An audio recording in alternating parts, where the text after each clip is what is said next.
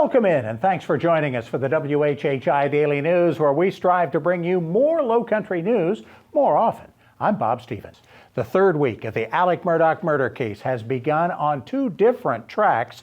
Early testimony without a jury continued to expose Murdaugh's alleged financial crimes as a possible motive for him killing his wife and son, awaiting a ruling by Judge Clifton Newman on whether or not the jury will get to hear all that financial testimony. Those 8 women and 4 men were then brought back into the courtroom to resume the prosecution's methodical presentation of what happened on that June night in 2021 to try to solve the whodunit part of the case. The shooting down of that Chinese balloon gave folks in the Myrtle Beach area quite a show Saturday afternoon. Folks outside could see the contrails of the F-22 fighter jets circling and then shooting the balloon down. Law enforcement officials are asking that folks not touch any of the debris if it washes ashore, and instead call your police department so the military can retrieve any of the fragments.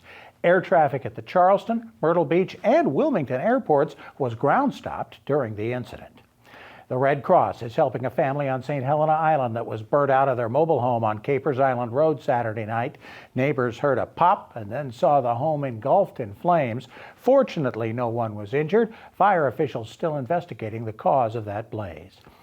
If you buy into the research published by ProPublica and the New York Times Magazine, Beaufort is the #1 of all the counties in the entire country in being vulnerable to climate change in the next 40 years.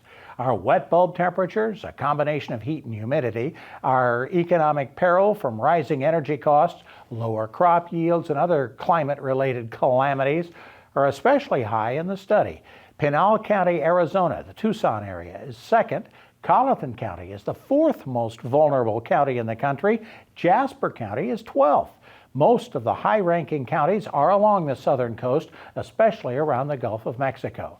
The best places to avoid the ravages of climate change: mountainous areas in the Northeast and in the Rockies. And yet, on the other hand, the Wall Street Journal and Realtor.com have ranked Beaufort County as the #1 emerging housing market in the nation in the 4th quarter of 2022, up from 12th place just last summer.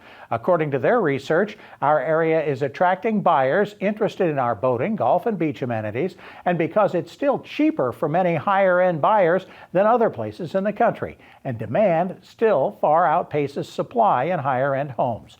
The Tampa area and Nashville rank 2nd and 3rd. Charleston is 8th. For more information on these and other Lowcountry stories, we invite you to visit the sources listed on your screen. A great start to weather this week. Boy, after all the fog of a week ago, clear skies early in the week. How does it look further down the week? Maria Soden.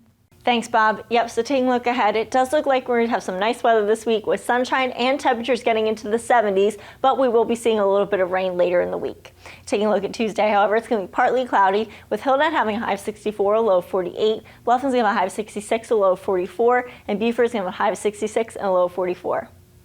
The sunrise for Tuesday is going to be at 7:12 and sunset's going to be at 6:02. Taking a look at the beach tides, high tide is going to be at 10:08 a.m. and low tide is going to be at 5:53 p.m.